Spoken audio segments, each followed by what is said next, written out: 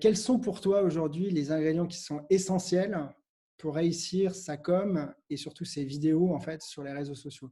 C'est quoi en fait les trucs qui sont hyper importants? L'impression qu'on a, moi j'ai travaillé effectivement sur des grandes marques à l'époque où on commençait sur de la télé, sur de l'affichage, avec des codes où il fallait quelque chose de très spectaculaire. On appelait ça en fait cinématique. Il fallait une très belle réalisation.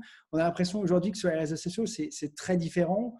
On voit des choses un peu limite un peu volées, face cam et tout. Est-ce que tu peux nous donner un peu les ingrédients de qu'est-ce qui fonctionne et c'est quoi le format particulièrement adapté en fait sur les réseaux sociaux? Bah, de toute façon, c'est une bonne question. Alors, qu'est-ce qui fonctionne? Encore une fois, ça dépend vraiment des annonceurs. Après, on a et de la typologie de business dans laquelle ils se trouvent. Après, on a quand même réussi à définir quelques grands principes. Déjà, principalement, ce qu'il faut réussir à comprendre, c'est qu'en fonction de la plateforme, il faut adapter son contenu. Tu ne peux pas produire le même contenu sur YouTube que tu vas produire sur Facebook Feed ou sur même Instagram Story. Il y a vraiment des particularités entre les différents canaux et même interplateforme, des fois, tu as des particularités. Je te donne un exemple. Lorsque tu consommes un contenu sur Instagram Feed, donc le flux d'actualité Instagram, et lorsque tu consommes un contenu sur le format Story, ce sont deux contenus complètement différents. Pourquoi? Parce que sur Instagram Feed, c'est un contenu qui est écouté sans le son, qui est illimité en termes de temps. Lorsque tu fais une pub sur Instagram Feed, ça peut durer 30 secondes, 40 secondes ou plus. Donc, tu n'as pas de limite de temps. Souvent, c'est un contenu, comme j'ai dit, qui est écouté sans le son et qui est en format carré, donc 1-1 ou même un 4/5e. À l'inverse, lorsque tu fais de la pub sur Instagram Story, déjà, tu es limité en termes de temps. C'est 15 secondes maximum par vidéo. C'est un contenu, cette fois-ci, qui est écouté dans 2 tiers des cas avec le son. Donc, tu n'as pas besoin de rajouter de sous-titres ou potentiellement, souvent, elles sont écoutées avec le son. Donc, on se permet de faire des vidéos complètement différentes. Et c'est un format aussi qui est vertical, qui est 9/16e. Donc, tu as une façon de tourner, de filmer qui va être complètement différente. Donc, même des fois, dans des plateformes, il faut adapter le contenu différemment. Et c'est ça qui est important, c'est surtout pas se dire, lorsque je vais produire du contenu sur les réseaux, je suis sur Facebook, Instagram, bon, c'est le même canal, c'est les mêmes campagnes. Je fais une vidéo que je vais décliner après en story sur Facebook Feed. Ça ne marche pas. Il faut se dire, comment l'internaute va consommer le contenu. Je me mets à sa place. Est-ce qu'il écoute la vidéo avec le son, sans le son? Où se trouve le call to action dans la vidéo? Quel est l'habillage? Donc, il y a plein de particularités à connaître. Donc, déjà, il faut vraiment se dire, je vais adapter mon contenu à la plateforme. Alors justement, en fait, là-dessus, tu peux nous montrer un exemple peut-être? Ouais, bien sûr. Bah, écoute, déjà, je vais te partager peut-être un guide, qu'on a mis en place en interne, ne serait-ce que pour. Alors, normalement, tu vois mon écran. Là, ça devrait être good. Tu me dis si c'est bon. Ouais, c'est parfait. On a fait un guide chez Splasher, notamment pour l'habillage. Si tu veux, l'habillage sur les réseaux sociaux. En fait, ici, je pense que tu vois mon écran. Alors, je vais zoomer. Mais normalement, lorsque tu fais des vidéos sur YouTube, par exemple, tu as des call to action à certains endroits. Ça, c'est une campagne Preview for Action sur YouTube. Tu peux skipper l'annonce ici. Tu as aussi un bout de texte avec une image en haut de vidéo. Et donc, si tu mets des zones de texte ou du motion dans ta vidéo, tu peux avoir des superpositions qui ne sont pas très jolies. Donc, en termes d'UX, ce n'est pas excellent pour l'internaute qui va visualiser la vidéo. Idem lorsque tu fais des pubs sur Instagram Story ou Instagram Ads, tu vas avoir des call to action que tu peux rajouter directement sur la plateforme Facebook.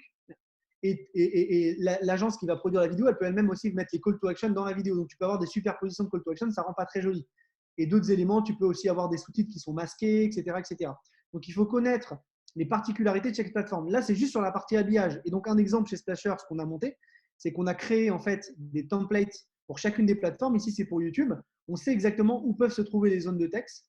Et donc, ça nous permet de se dire, à ces endroits-là, on ne va pas mettre de motion ou de dessin pour que lorsque l'internaute va voir la vidéo, son expérience utilisateur ne va pas être troublée. Ça, c'est un élément important. Et tu vois, on a ça sur chacune des différentes plateformes. On sait où se trouvent les call to action et on a créé des sortes de templates.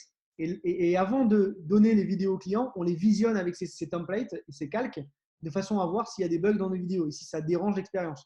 Donc, on a ça sur Instagram, tu vois.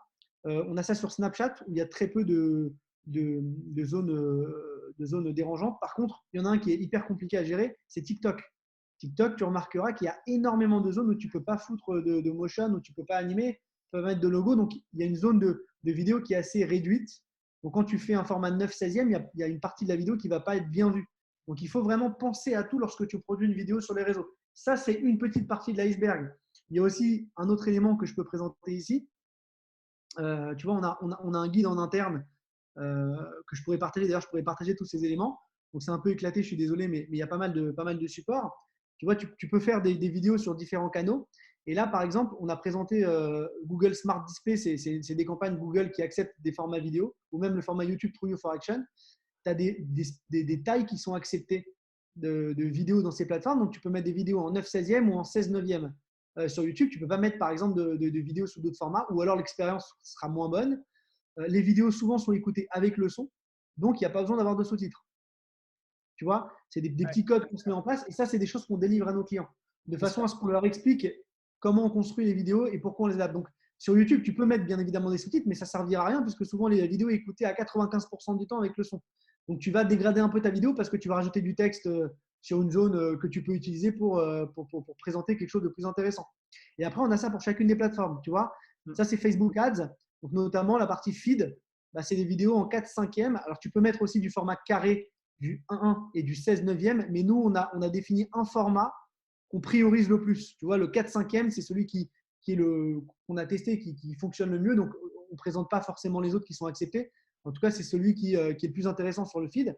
Donc, vidéos qui sont écoutées souvent sans le son. Et donc, il faut mettre des sous-titres. Ou alors, il faut que la vidéo soit comprise sans le son. Tu vois. Et sur le format, voilà. Donc, tu as des particularités comme ça.